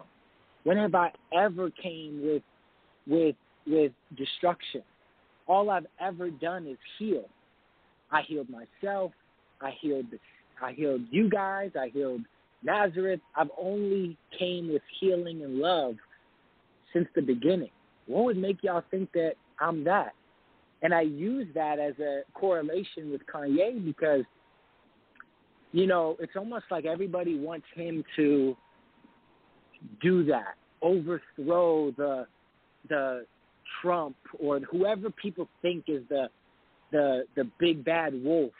And, you're supposed to be our guy. You're the George Bush don't care about black people guy. You're supposed to come and throw fire and brimstone and overthrow the bad person. And he's like, but all I ever did was heal and bring love. And Jesus Walks and College Dropout with parables of healing and love and self-esteem. Y'all don't get it, do you? And I think he's had to cry for that. I think he's cried to see that, wow, everything that I thought that I brought has been in vain. And you still want to choose Barabbas. And if you leave it up to the people, they always choose Barabbas. What is his what is that? How has his production style influenced you from working so closely with him? Amazing. I that. I hope this is being recorded because that was amazing. That it's last being recorded. 45 seconds. I need that last minute. That is like we got to record eulogy level. That was eulogy level. Okay. Anyway, sorry. It's okay. We record this. We put it. We got it through SoundCloud, it's gonna be replayed. And okay. Yeah. Because that we'll part have it right on there, the, I never felt the goosebumps that I just felt right there when I was explaining that. But anyway. Yeah, it'll be up. We'll have it up on YouTube. Once King puts it up on YouTube, it'll be there. So we'll send you the link for the show once we have it uploaded. But yeah, most definitely. So what would you say? It's okay. Because one thing about it, Hassan, is Off the Cuff Radio is about spontaneity. It's about those unscripted and just human moments, which is what you had. It was a human moment, and we will never, ever, ever ask our guests to apologize for having a good time, expressing themselves, or really being in the moment. And for you to be in that state of euphoria with that expression you just gave of such effusive praise for Kanye, it's just natural. I think it's a genuine sentiment, and I think it's a great, like you said, soundbite. It's just real. And it shows that you really rock with them. From the perspective of his musical influence, how has he influenced you in terms of as you continue in your production, in terms of developing your sound, the aesthetics, your whole the whole effect of of your recording process?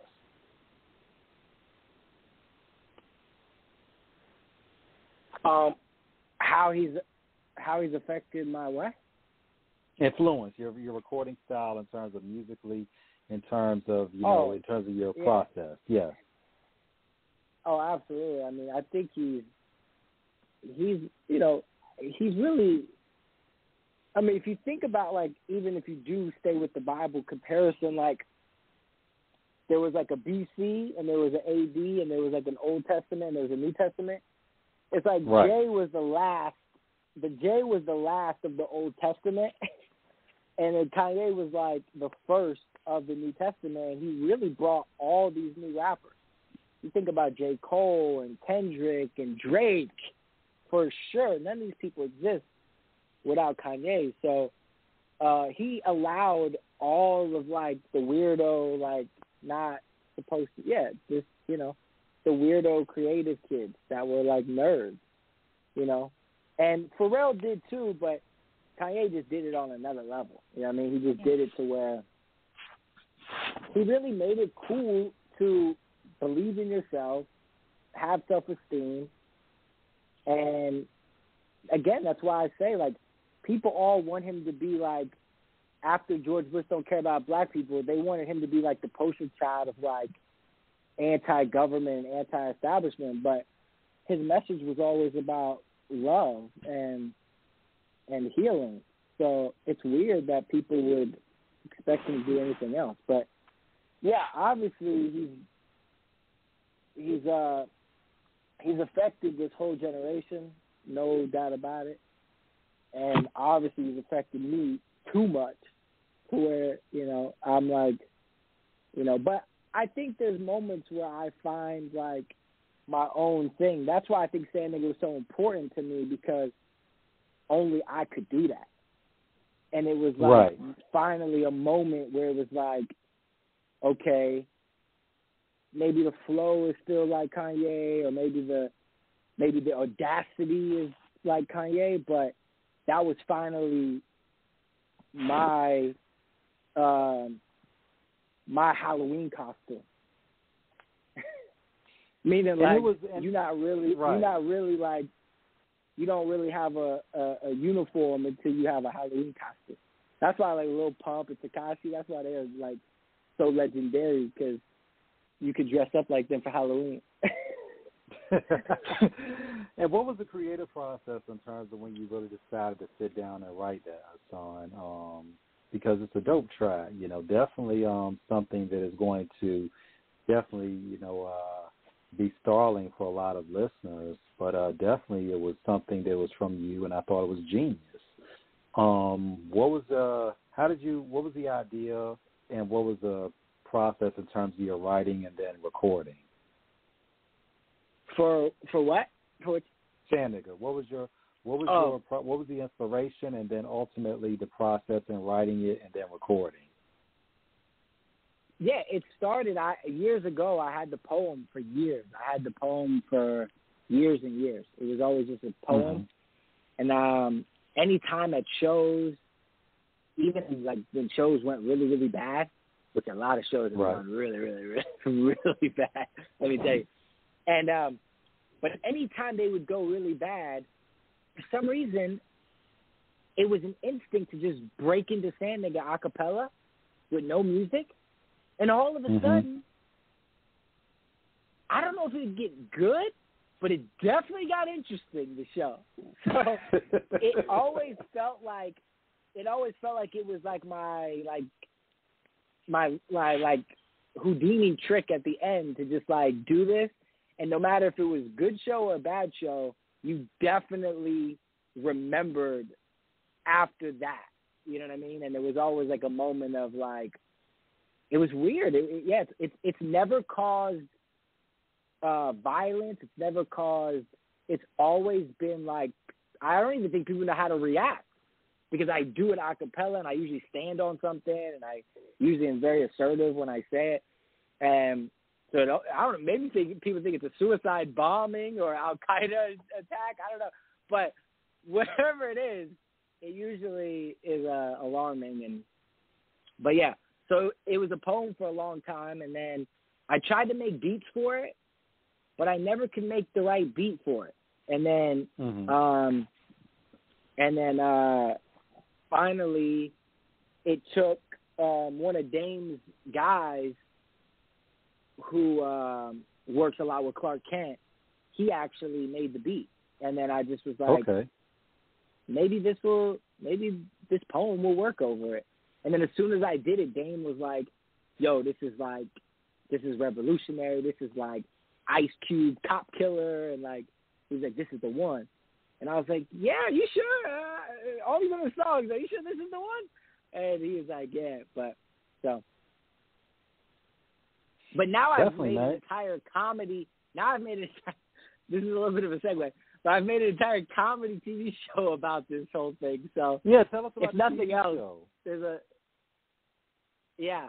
It's kind of like a Entourage meets like Seinfeld kind of comedy, and it's kind of got like Dame playing like the Ari Gold agent character, and then me, and we're releasing Sand Nigga, so it shows the entire release of it, and all the people telling me not to do it, and him telling me to do it, but in the midst of it all, I'm also trying to pitch a pilot. So the pilot episode is me trying to pitch the pilot. You know, and obviously, and I'm asking this question just out of, inquisitive and definitely not insulting. Would you say in terms of like, because we've seen situations like, what was that movie Bamboozled, with back in the day? Would you say this is kind of like having that same spirit of where somebody, because when Spike Lee did that movie, it was kind of a lampooning in a sense of pop culture in terms of sometimes the most craziest things that we do, and because the lead character in the show, in the movie, he does it purposefully to try to get people pissed off, but in the end, people end up loving it. Would you say, juxtaposed with your project, this is kind of like the same thing because, you got this song and it's like you're thinking it, maybe I shouldn't, but then, Dame's character's like, yeah, go ahead and, do it. You know what I'm saying? Yeah, no, I just felt like it. I felt like it was just like, it'd be funny to kind of use all these clips of like when me and Dame went on TMZ and Big Boy and all these different things. I was like, it'd be funny to use the real clips, but then reenact the days leading up to that or afterwards to show context too, because I think a lot of people don't have context.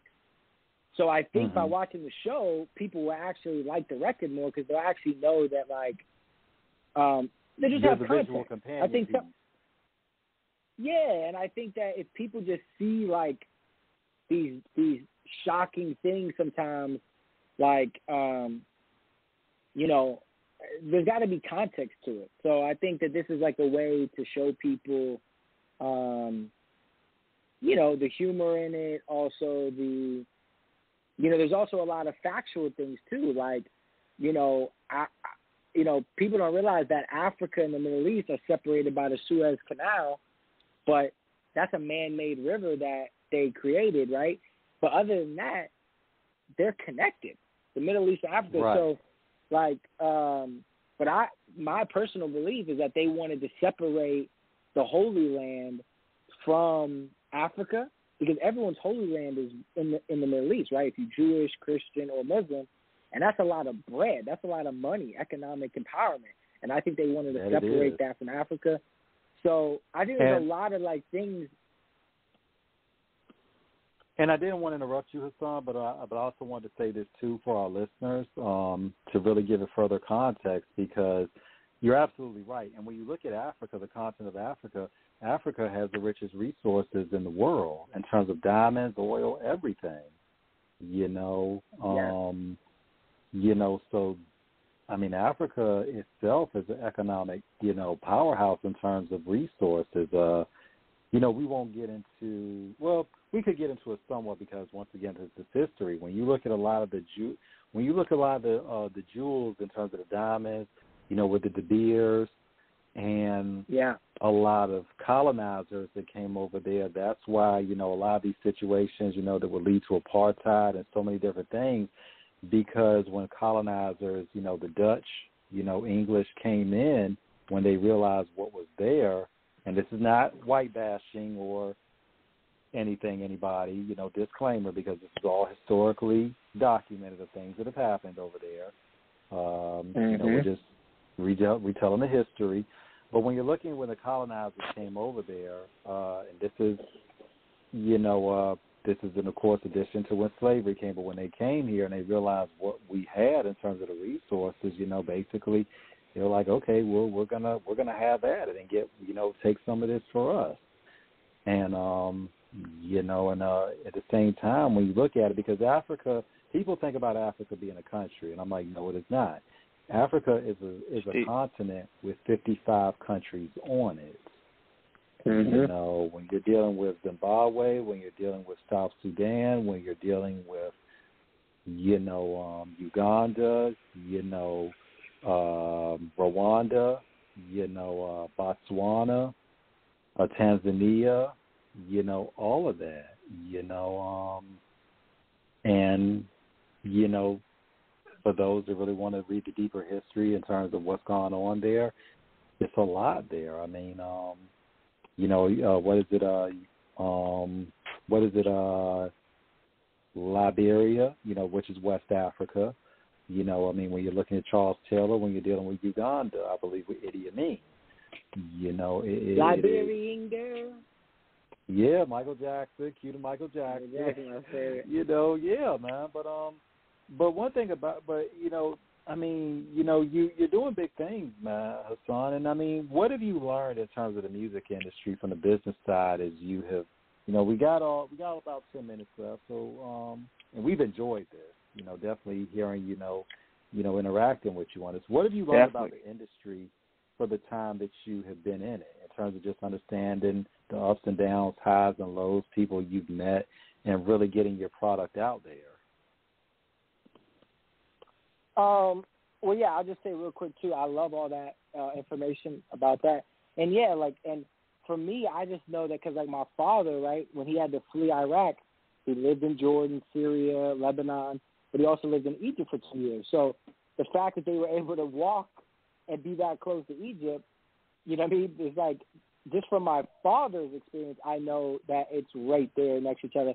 And how they try to teach in class, like, they try to teach in school that Egypt is like its own thing. They don't even like teach Egypt as being part of Africa. That's like a way you already know they be trying to. What do you mean? Yeah, no, I'm saying Egypt is in Africa, you know, but that's where. Yeah, like but they be trying to act like it's its own thing or something like that. don't even like connect Egypt with Africa. I'm like, what? Now y'all trying to take Egypt away, like from Africa? Like what the? So yeah, I think that, and Jesus, there's no scriptures of Jesus in the Bible from 20 years old to 30 years old.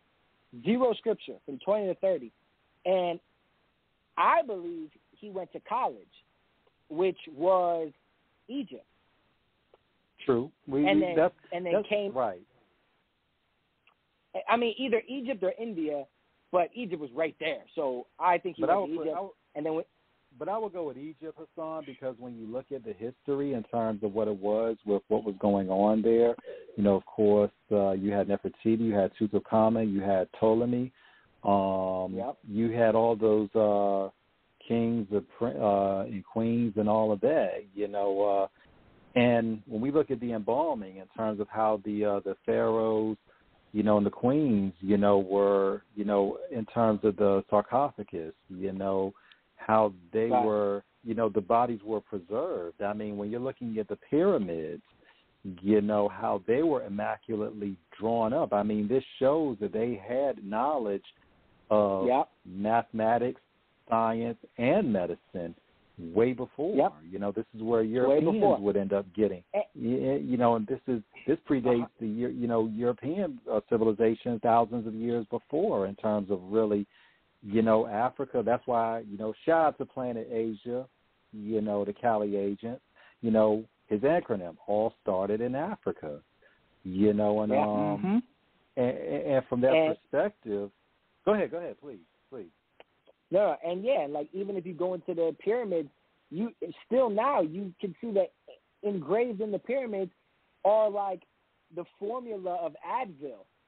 And like all these different like things that we use now, they had engraved in the pyramids back then, like to take away headache and take away this and da da da.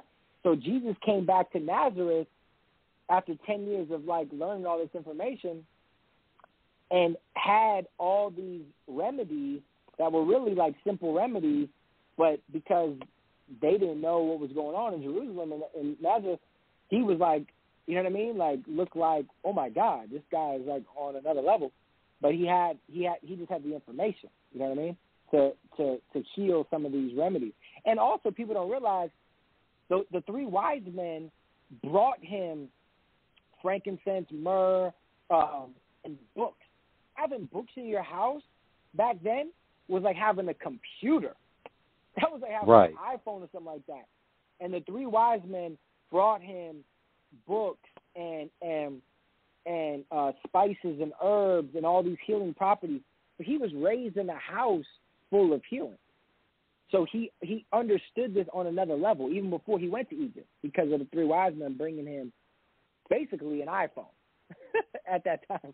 Great analogy. And, you know, the thing is, too, because, you know, this is why, and when people talk about the movie Gods of Egypt, this is why people of color, we are a little bit miffed about it, because let's just be real, people in Egypt, in Africa in general, or the Middle East, they're people of color. They were not white people. They were people of color. This is why the movie Gods of Egypt got the flack that it did, because these were white actors playing. Yeah, you know, these are white actors. Look, when you got white people who are upset about the historical inaccuracy of it, you got a problem. You know, but the reality was, and this is not once again, this is not bashing white people, but the fact is, there are people of color, you know, and that in Africa is people of color. You know, that's where we, you know, whether you're Middle Eastern, whether you're African, you know, if you're a lot of people, this is another, you know, a bit of a history that people need to know. Freddie Mercury of Queen. You know, I want to say Freddie, it was it Zanzibar he was born, I believe. But Freddie of Queen, Freddie Mercury is of African descent. Yeah. You know, let me make sure, because I want to, get this but right. I will say this. I will say this though, and you know, again, this is take it for how take it or leave it. But I do genuinely believe that all of amazing. Yeah, and again, take it or leave it on this one, but I do believe that all of the divide and conquer is the plan, so we can't fall for it, and we have to realize, again, the scripture says, we do not battle over flesh and blood, but of spirit and principalities. So there is no such thing really as races and all that stuff. It's really about the heart, and it's about good and evil, and all these isms don't exist. The Bible doesn't speak about any ism. It does not exist. And they use it to, like even my dad's Muslim, and he's from Iraq, and he always talks about Islamophobia, and it's all bullshit. I tell him, I say, I'm sorry to tell you, none of it exists. Allahu Akbar ism and all these isms that, it's just another way to make people victims and complain. And you have to deal with people's heart because they don't want you to deal with people's heart, because that will get to the root of it. But if they put isms on it and other names on it, we'll continue to fight and we'll continue to divide and conquer. And that's what the Democrats, specifically Joe Biden and Kamala Harris, they want, and because they hate God, they hate the nuclear family, and they want to promote lesbians. And that's the one thing that any place that has women running the show, look at the map. What a mess.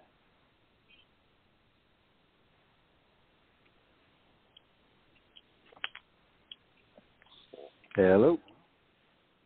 Yep. Oh, sorry. You're good.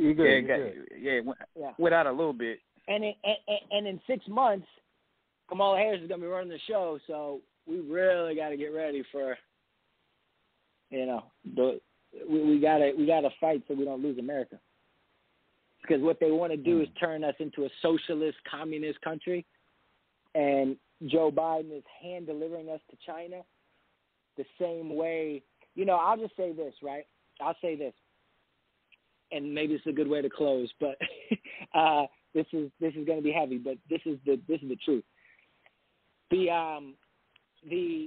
same way that Nazi Germany promoted propaganda videos to not say anything bad against Germans, for years they put out propaganda videos. Don't say anything bad about Germans. Germans are good. They're here to help. Don't bash Germans. When the Holocaust happened, people were so conditioned to not say anything that they were complicit with the Holocaust. Now, all of a sudden, there's never been, after 9/11, there was never an anti-Muslim hate bill passed. Blacks have been treated terrible for years. There's never been an anti-black hate bill. Within 6 months of Joe Biden's presidency, there's a bill that got passed, an anti-Asian hate bill, an entire bill on not hating Asians. But no one else has ever gotten that. And it's funny that it happened 6 months within his presidency when we already know that he's a Chinese communist agent who has sold us over to Red China.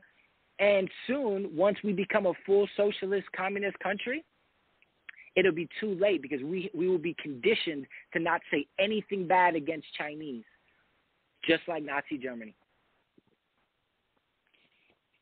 Drop a gem on him.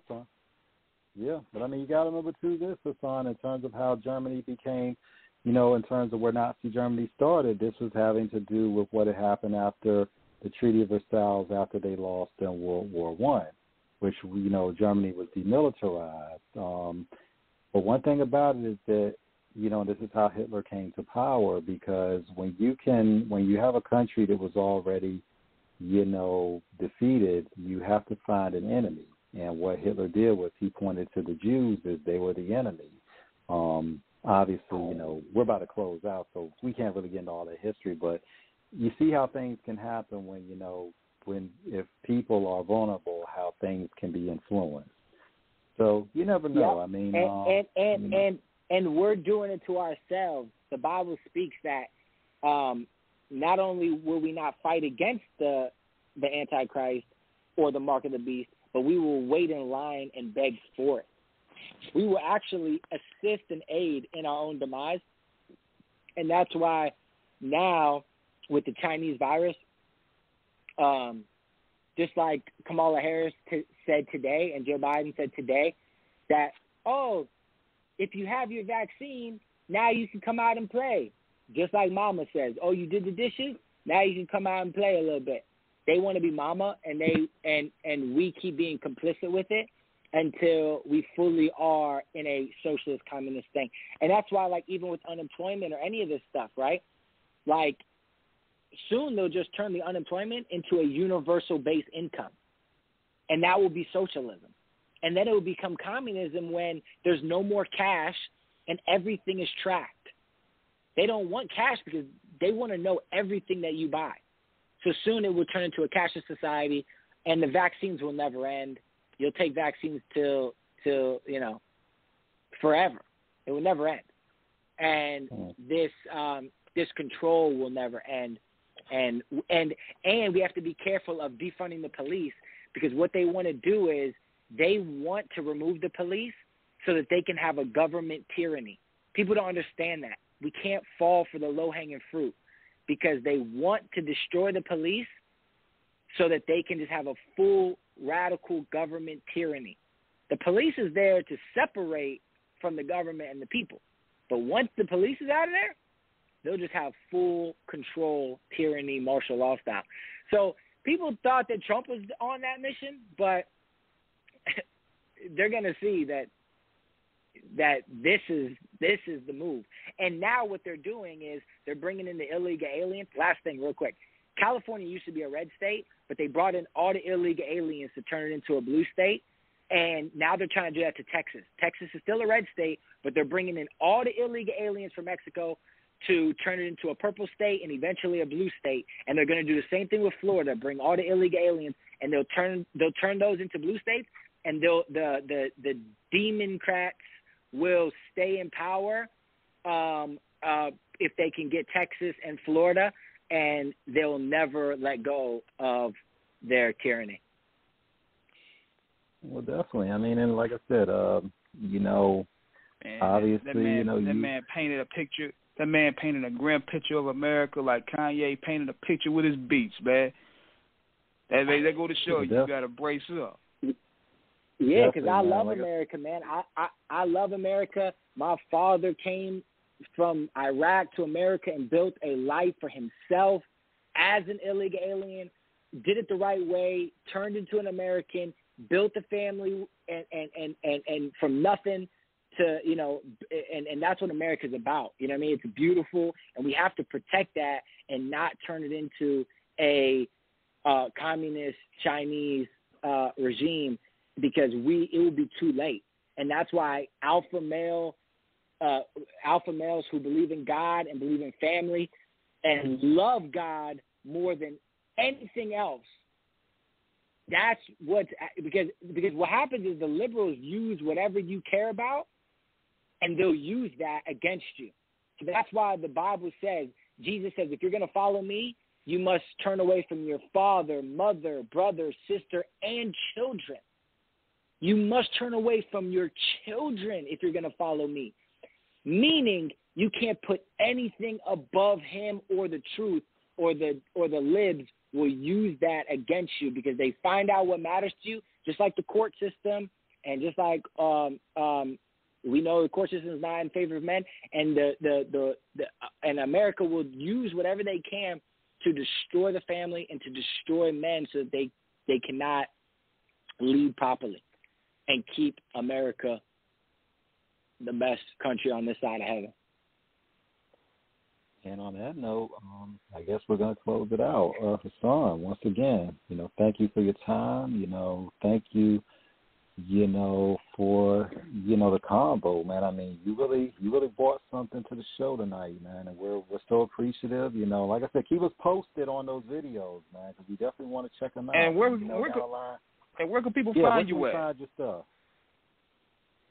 Yeah, I mean, just you know, on I don't know, you know, I'm figuring out this whole internet world, and you know, I mean, I'm uploading the stuff on YouTube and on Instagram, obviously, and then Dame, he's going Dame Dash Studios, and he posts a lot of the stuff. So I guess that's where. I mean, and then, but what we're gonna do is we're gonna put out the whole album, but with sweaters.